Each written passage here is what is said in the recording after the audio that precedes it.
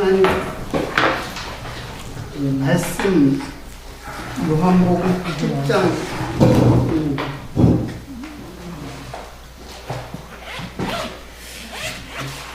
8장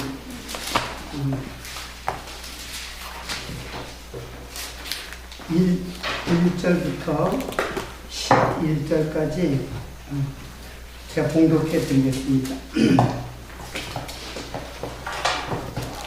그 7장 53절에 가로 열고 이렇게 있는 말이 있는데 거기부터 읽을게요.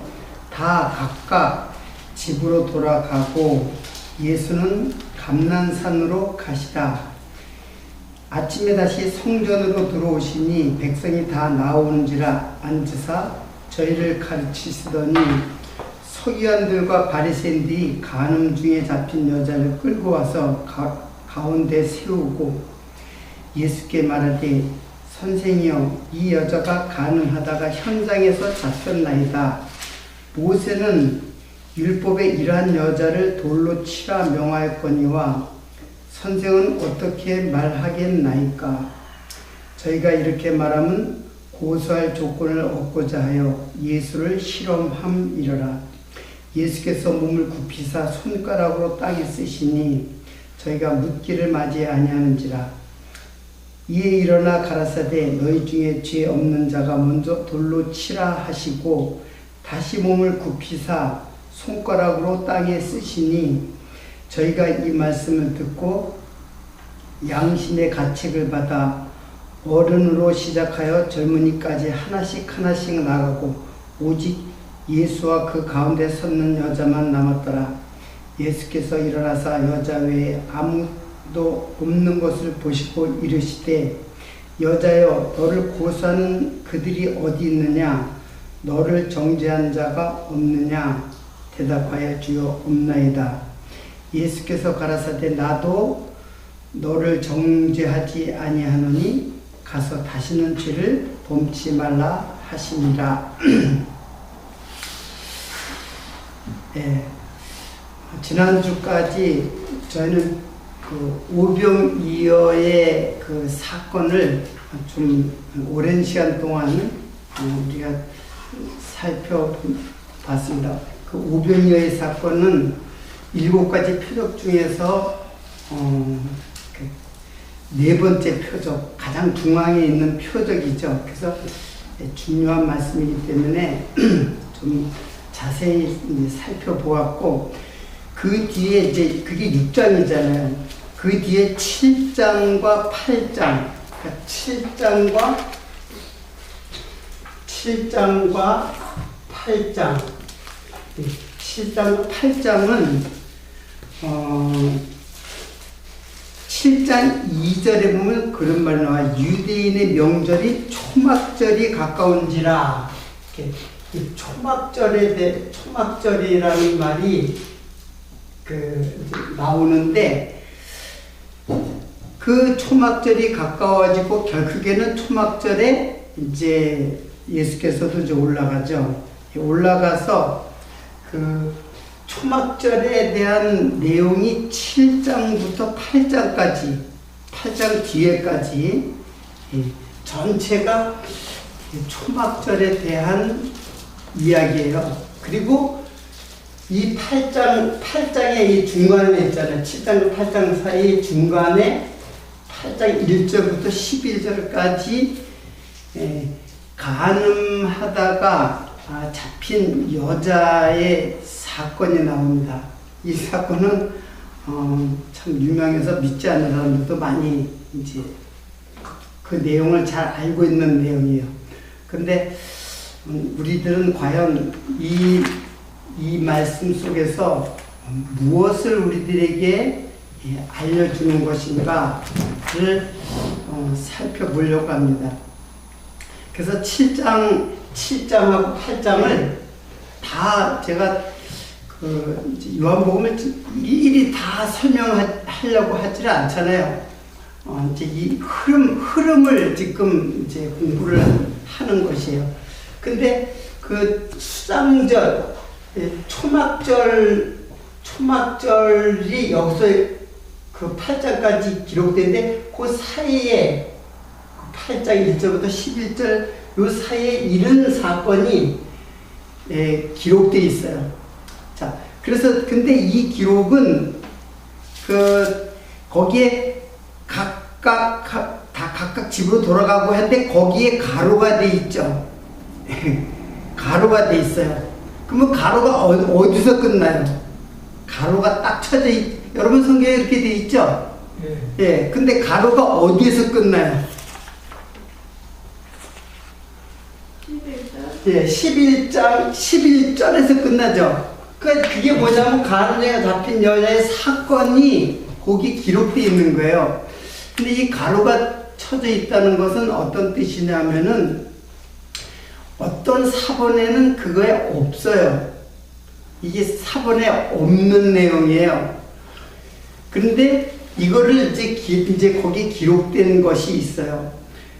이 사건은 공관복음에는 없어요. 공관복음에는 없고 요한복음에만 유일하게 이 사건이 기록되어 있어요. 그리고 원본에는 없을 수도 있어요. 아마 원본에는 없기 때문에 되게 가로쳤다는 거는 원본에 없기 때문에 이렇게 가로치는데, 그럼 가로친 이유는 뭐냐면은 그것이 이 초막절을 설명하는 데에 필요한 거예요. 그러니까 도움을 주는 글이에요. 근데 설명이 아니라 사건이죠. 이 사건이 초막절을 이해하는데 중요한 사건. 그래서 이 초막절을 설명하는 중간에 이것이 가로로 기록되어 있다는 거예요. 그래서 그러면 초막절이 도대체 무엇인가를 이제 우리가 알아야죠. 이 초막절은 이스라엘 백성들이 광야에서 장막에 거했죠. 여행하는 사람이 여행을 하면 집을 가져갈 수는 없잖아요. 다 텐트를 가져가잖아요. 마찬가지로 이스라엘 백성들이 40년 동안 가나안 가는 여정 속에서 광야에서 장막이죠, 장막. 그래서 이거를 장막절이라고도 해요. 예, 장막절. 장막은 다름 아닌 뭐예요? 성막이잖아요. 이 성막이란 말이에요. 그리고 이스라엘 백성들도 그냥 텐트를 치고 그 여행을 이제 그 가나안 여정의 여행을 하는 거예요. 그래서 그때 고생한 것, 특히 시험을 받고 고난을 받았던 것을 기억하면서 그걸 갖다가 기념절기로 삼는 게 이게 초막절이에요. 이 장막이라는 말은 이제 장막이 고하다라고 하는 그 말이 스케노인데, 스케노는 덥다라는 뜻이에요. 덥다. 그러니까 텐트가 이제 덮여져 있듯이 덥다. 그런 뜻을 갖고 있어요. 그 덥다라는 거는 뭘 덮느냐면 바로 속죄를 의미해요. 속죄. 우리 죄가 덮여지는 것을 상징하는, 이 말은 굉장히 많이 나오기 때문에 특히 구약에도 많이 나와요. 구약에 이제 구약은 다 의미 해석이 돼야 된다고 이제 제가 말씀했듯이 이게 초막절인데, 또 이것을 갖다가 수장절이라고도 해요. 수장절. 자, 수장절이라는 말은 이게 추수한다는 뜻이에요. 추수해서 곳간에 들여드린다. 그런 뜻이에요. 그래서 수장절, 추장절이라고도 해요. 추장. 이거는, 자, 이것과 이것은 이제 똑같은 말인데, 이제 이렇게 우리나라 번역상에서 이제 이렇게 이런 뜻을 갖고 있는 말이에요. 그래서 두 가지 뜻을 갖고 있어요. 하나는 장막에 거한다. 그래서 이스라엘 백성들이 그 기념절기 때 장막에서, 집에서 안 지내고 장막에서 텐트를 치고 그 초막을 짓고 거기서 이제 지내네요. 며칠간 지내냐면 8일 동안 지내는 이제 절기예요. 참고로 얘기를 하면은 이스라엘의 절기가 몇 개가 있어요. 7개가 있지만은 가장 중요한 절기가 뭐예요? 3개가. 네? 이제 6월절.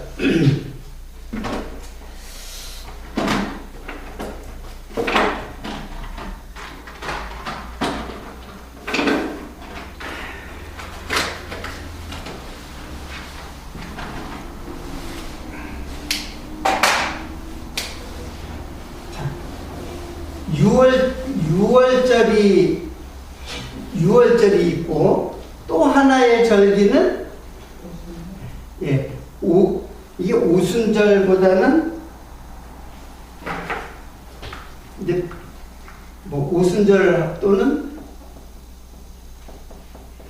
맥추절, 그리고 이제 수장절, 이렇게 3대 절기가 있어요. 6월절은 하나님이 그 이스라엘의 그 원래 그 유대력이 있어요. 유대력이 있는데 그 유대력을 갖다가 하나님께서 6월절을 설명하면서 이날을 정월라 해라. 아비벌. 그 히브리 말 아비벌로 하라. 그래서 이 6월절, 이렇게 6월절을 그러니까 정월에 우리나라로 말하면 설날을 말하는 거예요. 설날. 그리고 맥추절은 말 그대로 뭐예요? 보리맥이잖아요. 보리 추수. 그래서 처음 추수하는 절기. 처음에 뭘 추수하냐면 보리를 추수해요. 우리나라도 맞죠? 우리나라도 보리 추수를 봄지라고 초여름에 하잖아요. 그걸 말하는 거예요. 그리고 추장절은 가을거지. 우리나라로 말하면 이제 가을거지 추석 명절이라고 생각하면 돼요. 이건 이제 설날 명절이라고 생각되고, 이거 뭐 우리나라에 해당되지는 않지만 하여튼 뭐 단어 정도 될까. 그런데 이게 이스라엘 백성들의 그 절기는 이건 예수님의 행적이에요. 예수님의 행적을 말하지 그냥 아무 이유 없이 명절을 하는 게 아니라 이제 이 예수님의 어떤 사건을 갖다가 미리 보여주기 위해서 어린 양을 잡아서 이제 이제 어린 양이 피 흘려 죽으심을 상징하는 예수의 뭐예요? 죽으심. 그럼 맥추절은 뭐냐면은 예수님의 맥추절은 6월절이 애굽에서 어린아이 죽은 지 50일째 되는 날이에요. 그래서 이걸 갖다가 뭐라 그래요? 오순절이라고도 하잖아요. 오순절. 이렇게 오순절이라고 하는데, 오순절이 구대 유대인으로 볼 때 이스라엘 백성들이 애굽에서 나온 지 어린 양이 죽은 다음에 50일 정도, 50일 정도, 딱 50일 날 어떤 일이 있었냐면은 모세로부터 뭘 받아요? 율법을 받아요. 율법을 받는 날인데, 구약의 율법을 받아서 이스라엘 백성들이 금송아지를 섬김으로 말미암아서 3,000명이 죽어요. 모세가 레위인들을 시켜가지고 동족들을 죽이게 했는데 3,000명이 죽잖아요. 그래서 율법에 의해서 3,000명이 죽지만 사실은 오순절날 이제 구약에는 죽지만 오순절날 사실은 살아나는 절기예요. 그래서 3,000명이 회개하고 이제 베드로가 설교를 하니까 3,000명씩이나 이제 돌아온다 그랬잖아요. 그런 말이 나오잖아요. 그러니까 요거는 뭐냐면은 이거는 부활이에요. 부활. 예수님이 부활의 첫 열매, 이게 첫 열매잖아요. 이게 부활의 첫 열매, 첫 열매가 되셔가지고 그러니까는 죽으심과 부활을 상징하는 절기예요. 이렇게 이해를 해야지 그냥 6월절 맥추절을 갖다 그냥 절기만 지키는 거야. 이걸 모르고. 그리고 수장절은 이거는 성도가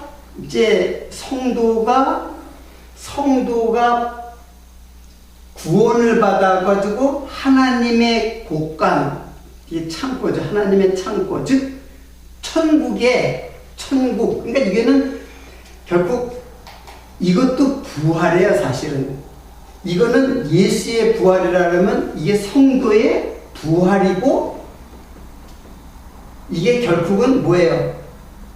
구원이에요. 그래서 이 전체가 예수가 이 절기를 성취하시는 것이다 라고 생각을 하면은 돼요. 자, 그래서 이 사건인데 오늘 이제 수장절이잖아요. 수장절, 초막절이라고도 하는 이 절기 때는 어떤 일을 하냐면은 그 성전에 번제단이 있잖아요. 성전의 번제단에다가 저 실로암 못에 가서 물을 갖다 금대접으로 금그릇으로다가 물을 떠다가 그 번제단에다가 뿌리는 그런 이제 행사를 해요. 그래서 물을 뿌리는 행사를 하는데, 지금 우리가 7장을 이제 여러분들이 7장을 이제 안 읽어봤기 때문에 오늘 집에 가서 7장을 한번 읽어보세요. 그러면 이제 7장에 보면은 초막절이 가까운지라 하고 쭉 나오다가 37절에 보면은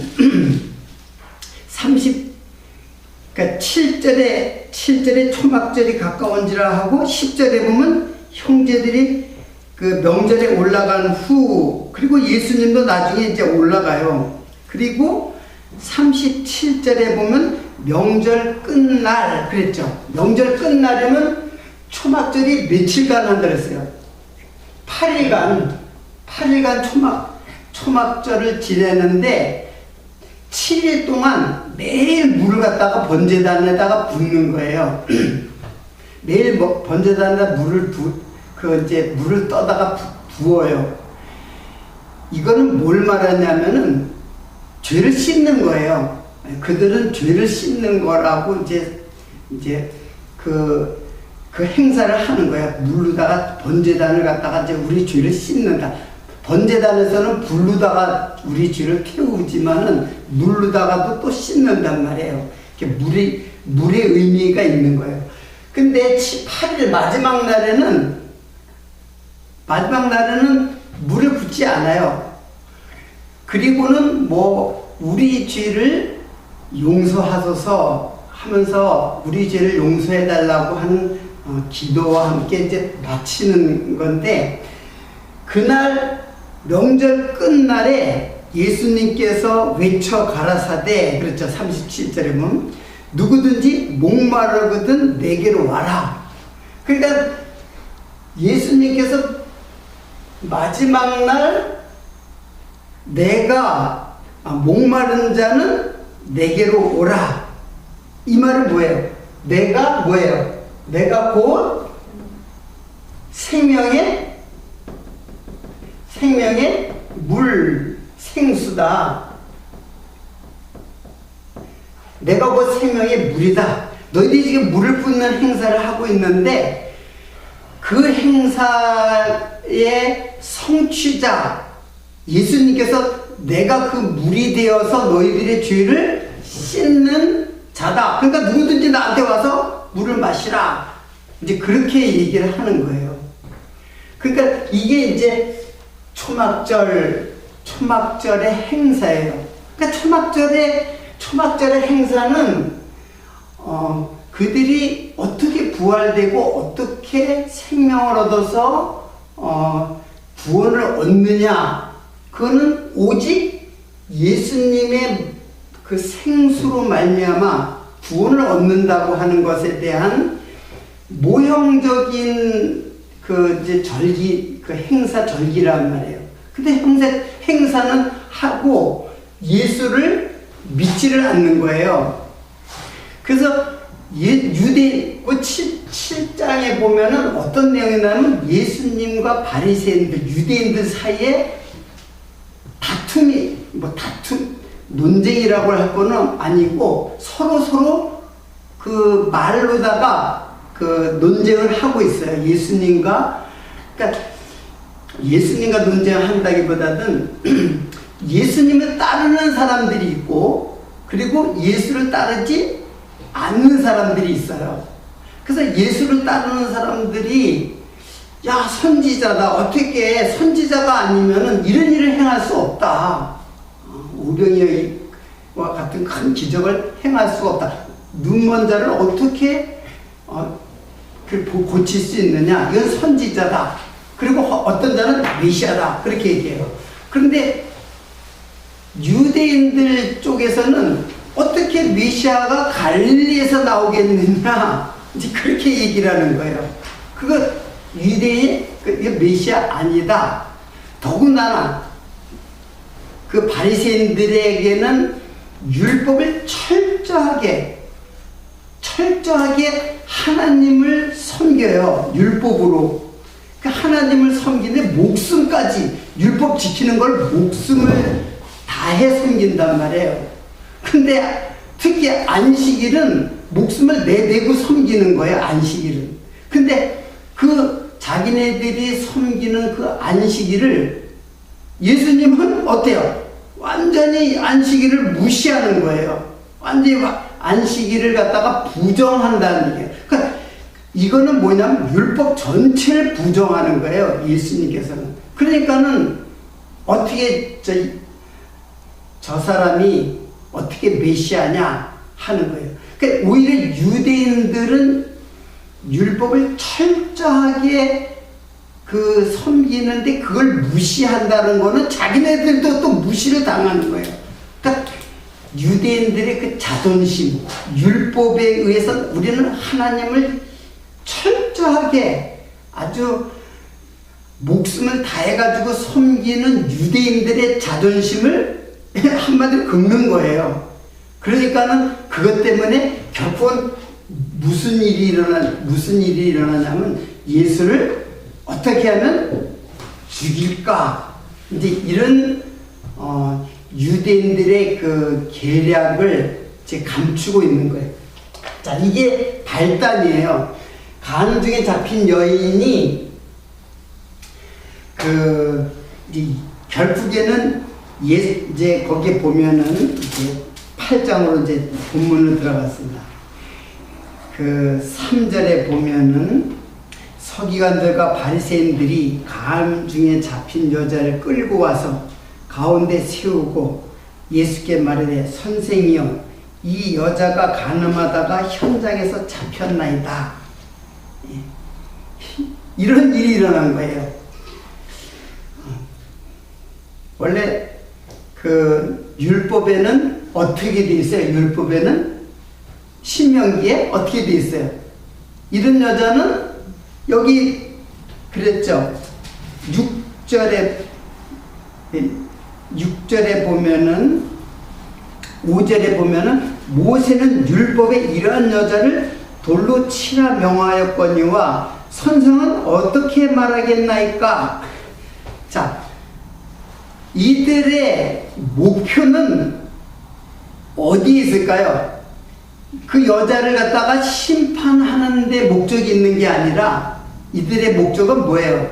예수를 어떻게든지 걸려 넘어지게 하려고 시험하는 거예요. 6절에 보면은 저희가 이렇게 말하면 고소할 조건을 얻기 위하여 예수를 실험함이러라. 결국 이 간음 중에 잡힌 여인을 갖다가 소재로 해서 율법을 기준으로 삼아서 그리고 예수를 어떻게 해요? 올무에 걸려 넘어지게 하려고 하는 그 바리새인들의 그 계략이란 말이에요. 여자가 중요한 게 아니에요. 여기서는 여자가 중요한 게 아니라 예수를 죽이려고, 예수를 고소하려고, 그러려고 이 사건이 있는 거예요. 그러니까는 그 율법에 대한 예수님의 가르침을, 그 가르침에 대한 소재를 마련한 거죠. 사실 뭐 예수님이 마련한 건 아니죠. 누가 마련한 거예요, 사실은? 바리새인과 서기관들이 들고 왔잖아요, 그 여자를.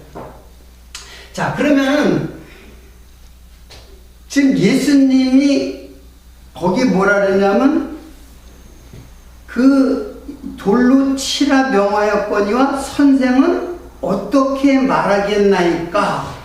어떻게? 그러니까 이 여자를 돌로 치라는 것에 대해서 율법에 그렇게 되어 있는데 그걸 어떻게 말하겠나이까라는 거는 어떻게 이해하고 그것을 어떻게 해석하시겠습니까? 그런 뜻이에요. 제 말을 갖다 이해를 거기까지 따라오셨는지 모르겠어요. 그러니까 돌로 칠까 말까 이 그 문제가 아니라 돌로 치라고 명했단 말이에요. 율법에는 그 신명기에 나와 있어요. 그러니까 돌로 치라고 했는데, 죽이라고 했는데 그걸 어떻게 하시겠습니까? 라는 거예요.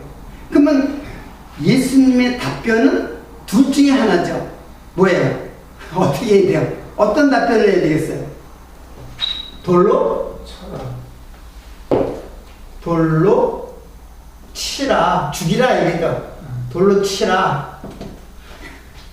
돌로 치라. 아니면은 예수님이 다른 생각을 하고, 이 여자 한번 봐주자. 뭐 이렇게 하세요. 그럼 한마디로 돌로 치라, 죽이라와 뭐가 있어요?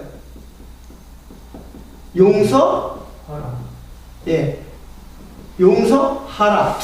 두 개밖에는 답변할 게 없죠. 다른 답변 할 수가 있어요? 그래요. 돌로 치라 아니면 용서하라. 이거는 뭐예요? 돌로 쳐서 율법에 의해서 뭐예요? 정죄하는 거죠. 요거는 뭐예요? 죄를 용서하는 거란 말이에요. 근데 유대인들은 벌써 이미 올무를 놓은 거예요. 함정을 파놓은 거예요. 함정을 파놨기 때문에 어떤 말을 해도, 이런 말을 해도 둘 다 걸려 넘어지게 돼 있어요. 돌로 치라 하면은 뭐가 없는 거예요? 이 율법이란 말이에요. 율법. 돌로 치라 하면은 심판해가지고 죽이라는 말이기 때문에 돌로 치라는 것은 한마디로 율법은 사랑은 율법의 완성이다. 알죠? 바울이 얘기한 거죠. 로마서에서 사랑은 율법의 완성이다. 근데 그러니까는 율법은 사랑이에요. 사랑이기도 하고, 그리고 율법은 심판이기도 해요. 그럴 때 이제 다른 말로 하면 공의라고 해요. 그 공의. 의를 세운다. 그러니까는 만약에 돌로 치라고 율법엔 그런데 용서를 해라. 그러면 뭐예요? 율법을 어떻게 하는 거예요? 어기는 거예요. 오히려. 용서를 해주면, 사랑으로 용서를 해주면 율법을 어기는 거예요.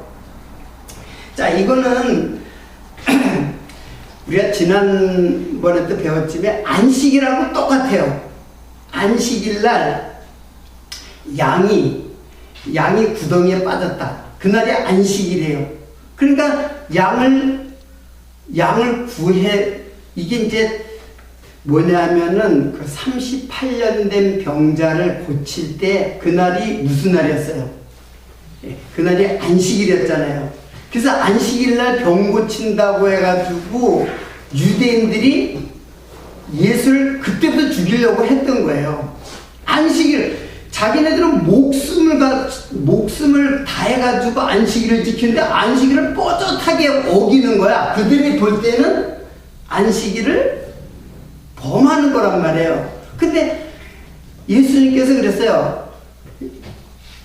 요 두 가지를 여러분이 찾아보시겠어요? 제가 한번 읽어드릴까요? 자, 이게 뭐냐 하면은, 이런 말이 나와요.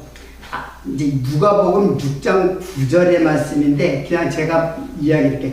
안식일에 생명을 구하는 것, 안식일에 생명을 멸하는 것. 그러니까, 안식일에 선을 행하는 것이 옳으냐, 악을 행하는 것이 옳으냐, 이렇게 얘기를 하고, 안식일에 생명을 구하는 게 옳으냐, 생명을 멸하는 게 옳으냐, 이제 그런 얘기를 해요. 자, 제가 적어 드릴게요. 안식일에 선은 뭐예요? 생명을 구하는 것, 생명을 구원하는 것, 이게 옳으냐? 악은 뭐예요? 생명을 멸하는 게 옳으냐? 그러니까 생명을 구하면은 그 안식일에 그 병자를 고치는 게 이제 생명을 구하는 일이고 선한 일인데, 생명을 구하면 안식일을 범하는 것이 되는 거예요. 무슨 말인지 알겠죠? 안식일을 범해야지 생명을 구한단 말이에요. 그리고 안식일을 지키려고 그냥 안식일에는 일을 하지 않고 그냥 놔둔다. 병자를 그냥 놔두면은 그런 생명을 멸하는 것이다 라는 거예요. 이게 이들의 생각의 안식일이에요. 그러니까 이게 바뀐 거죠. 그들은 이걸 선하다고 생각해요. 생명을 멸해도 안식을 지켜야 된다 라는 거예요. 그들은. 근데 예수님은 그걸 갖다가 뒤집어서 얘기하는 거야. 그게 옳은 게 더 옳으냐 이게 도대체. 응? 선을 행하는 게 옳으냐, 악을 행하는 게 옳으냐, 생명을 멸하는 게 옳으냐. 누가복음 6장 9절에는 그래서 이런 말이 나와요. 안식일은 사람을 위하여 있는 것이 아니요 사람이 안식일을 위하여 있는 것이니 인자는 안식일의 주인이니라, 이런 말을 해요. 자, 그러니까는 안식일을 지키는 거는 율법을 지키는 거예요. 율법을 지키려면 어떻게 돼요? 이 여자를 돌로 쳐서 죽여야 된단 말이에요. 그러니까 예수님은 지금 안식일을 갖다가 이들은 안식일을 겉으로 행위로 지키는 것이 오히려 생명을 죽이는 거예요. 그리고 안식일을 예수님이 왜 범하겠어요? 안식일을 범하는 게 아니에요. 예수님은 안식일의 주인이란 말이에요. 예수님이 이 안식일을 제정한 건 하나님이죠. 하나님이 제정했잖아요. 안식일날 거룩하게 지키라. 근데 안식일을 거룩하게 예수님이 안 지키는 게 아니라 오히려 지키는 거예요. 유대인이 오히려 안식일을 범하는 거예요. 반대로. 왜? 생명을 죽이는 일인가? 안식이라는 말이 구원이란 말이에요. 생명을 살리는 게 안식이에요. 우리가 다 배웠듯이. 원래 우리의 구원의 최종점이 어디야? 안식이잖아요. 우리가 생명이 살아야지만 생명이 바로 안식이란 말이에요. 생명이 곧 안식이에요. 사망이 곧 뭐예요? 영원한 고통이란 말이에요. 안식이 아니라. 그러니까 안식의 본래의 뜻. 유대인들은 그러니까는 안식일을 어떻게 지킨 거예요? 안식일의 의미를 모르고, 안식의 의미를 못 들고 겉으로, 제가 계속 얘기했어요. 겉으로, 문자로, 그리고 요거는 뭘로 나타나게 됐어요? 행위로. 안식의 의미, 의미 속으로 가면은 행위가 아니라 그 말씀을 하신 말씀의 뜻을 깨닫게 돼요. 그래서 안식의 주인 대신 누구? 예수 그리스도의 믿음을 알게 하려고 안식일을 제정한 거예요, 하나님께서. 그래서 하나님께서 안식일 제정하신 하나님께서 직접 안식일을 성취하시는 거죠. 완성시키는 거죠. 누구를 통해서? 우리를 통해서 완성시킨단 말이에요. 근데 요거하고 똑같은 거예요. 율법을 지금 정죄의 법으로 보느냐. 그래서 율법은 사실 정죄의 법으로 겉으로 보면은 정죄의 법으로 보여요. 율법 지금 배우고 있잖아요. 율법을 겉으로 율례는 정죄의 법이고 규례는 사죄의 법이다. 그게 아니라 전체 계명이라는 말자가 율법과 율례와 규례가 같이 그 안에 포함되어 있는 건데 그 두 개가 다 정죄와 사죄, 이거를 다시 얘기하면 사랑과 공의라고 할 수 있어요. 공의의 심판으로 하면은 죽어야 되죠. 그래서 죽는단 말이에요. 근데 공의의 심판으로 죽으면은 사랑이 실현이 안 되잖아요. 하나님의 사랑과 하나님의 자비와 은혜가 실현이 안 되면 죽여버리면은 그러면 반대로 살리면은 이 여자를 살리면은 뭐가 실현이 안 돼? 공의, 그 정죄하는 율법의 그 목적인 정죄하는 법이 실현이 안 돼요. 그러니까 이 두 개는 서로 어떻게 된 거예요? 서로 절대로 이루어질 수 없는 불가능한, 서로 공유할 수 없는 것을 율법에 담아둔 거예요. 무슨 말씀인지 알겠죠? 율법은 그런 거예요. 그러니까 율법을 이들은 요렇게만 본 거고 또 요렇게만 봐도 안 돼요. 요렇게만 보면은 무조건 용서다. 하나님은 사랑이시니까 무조건 용서다. 이 두 가지가 어디에서 완벽하게 두 모순을 완벽하게 성취하는 곳이 어디예요? 그게 네? 그게 바로 십자가상에서 이루어지는 거예요. 지금 예수님은 이 사건을 통해 가지고 십자가 사건을 지금 설명하는, 예수를 증거하는 말씀이에요. 그러니까 십자가상에서 공의가 실현이 됐죠. 누가 죽음으로 말이야? 우리가 다 이 간음 중에 잡힌 여자, 여러분 간음 중에 잡힌 여자, 그 여자 되게 수치스럽겠다. 여러분 그렇게 생각을, 저도 마찬가지로 과거에 그렇게 생각을 했죠. 근데 이 여자가 바로 누구냐면 신부예요. 신부는 예수님의 신부. 누구예요? 신부는 우리 아니에요. 우리. 이 여자가 다름 아니에요. 누구냐면 바로 나예요. 그러니까 이걸 제3자로 보면은 그 사람에는 구원이 이 말씀은 절대로 예수로 우리 마음에 담겨질 수가 없어요. 여러분, 그 야고보서에, 야고보서 안 적어놨구나. 야고보서 4장 4절에 보면은 이런 말이 나와요. 네? 한번 요것만 찾아보고 오늘 이거 다 못해요. 야고보서 4장 4절. 간음하는 여자들이여, 세상과 벗된 것이 하나님의 원수임을 알지 못하느뇨. 그런즉 누구든지 세상과 벗이 되고자 하는 자는 스스로 하나님과 원수되게 하는 것이니라. 여기 간음하는 여자들이요. 지금 바울이 서신서에서 교회에게 간음하는 여자들이요. 간음을 여자만 하나요? 왜 간음하는 여자들이요 했을까요? 이 가늠증에 잡힌 여자, 남자는 어디 간 거야 도대체? 남자는 뭐 도망갔나요?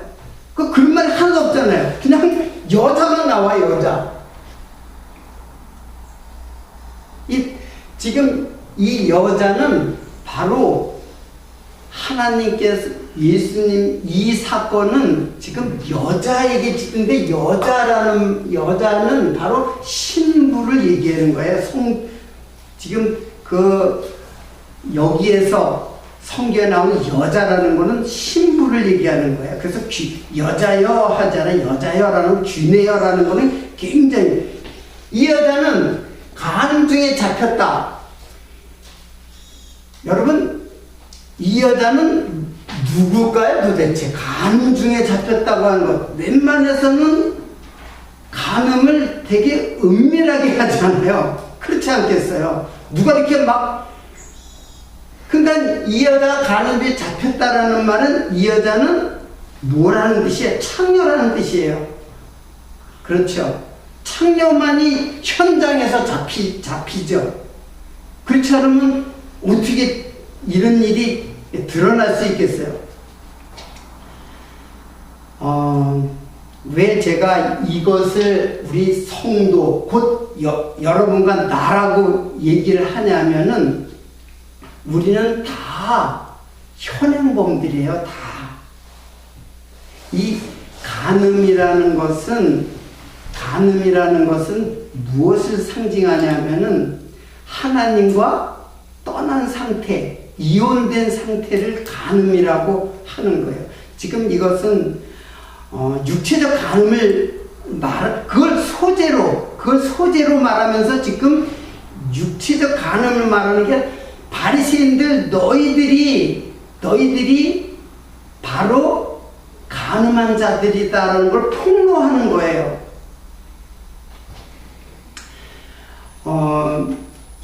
우상 숭배를 탐심이라고 그랬잖아요. 우상 숭배는 탐심인데, 그거를 구약의 역사 속에서 보면 다 음행이에요. 그게 우상을 숭배하는 게 음행이에요. 하나님을 남편으로 섬겨야 할 성도 이스라엘 백성들이 다른 남편을 섬기는 거예요. 그게 우상이에요. 그래서 우상은 뭐라 했어요? 다 탐심이라고 했잖아요. 탐심.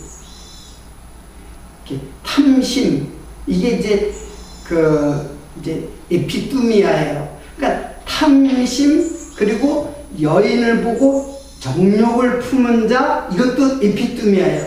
그러니까 탐심, 욕심, 정욕, 탐욕, 이거 다 번역은 그렇게 되지만 다 똑같아요. 에피뚜미아예요. 그 에피뚜미아는 게 탐심이에요. 탐심. 그러면은 나도 다 뭐예요? 탐심의 덩어리죠. 항상 탐심을 어떻게 하고 있어요? 품고 있는 자들이잖아요. 탐심. 이게 지금 간음한 여자의 모습이에요. 모습을 현장에서, 그래서 현행범으로 잡히는 거예요. 그러니까 우리는 다, 우리의 옛사람은 다 현행범들이에요. 다 마음에 그 탐심을 갖고, 그게 탐심이 그게 바로 간음한 것이고, 그게 도둑질하는 것이고, 그것이 바로 살인하는 것이고, 다 탐심이에요. 죄의 본질이 뭐냐면 탐심이에요. 그래서 로마서에 그 탐심을 두고 죄를 설명하고 있잖아요. 그러니까 간음이라고 하는 한 가지 죄를 말하는 게 아니라, 인간의 그 탐심, 이것을 지금 이 여자를 통해 가지고 말씀하고 있는 거예요. 자, 오늘 시간이 갔기 때문에 여기에 보면은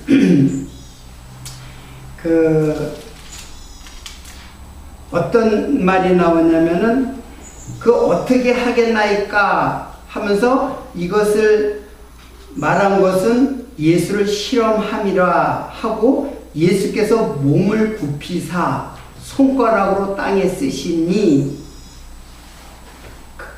저희가 묻기를 맞이 아니하는지라. 일어나 가라사대 너희 중에 죄 없는 자가 돌로 치라 하시고 다시 몸을 굽히사 손가락으로 땅에 쓰시니 그런 말이 나오죠. 자, 자꾸 이게 어떻게 하겠습니까? 그러니까는 예수님이 답변이 있어요.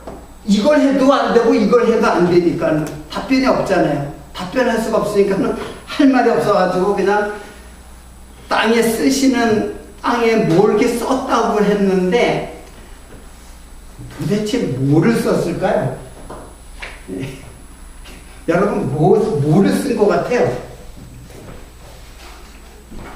땅에 뭐를 썼을 것 같아요? 즐거운 자는 네. 저희들을 쳐라. 그렇게 썼을까요? 또 다른 분은 지금 여기 뭐를 썼을까요? 여기 뭐를 썼다고 하는 게 나왔으면 좋은데 앞만 봐도 없죠. 죄 있는 자가 죄 하셨잖아. 예? 죄 있는 자가 어떻게 죄 심판을 할 수 있느냐. 그렇게 썼다고. 아니, 거기 뭐를 썼느냐, 이게 제 말은. 내용은 그렇죠. 근데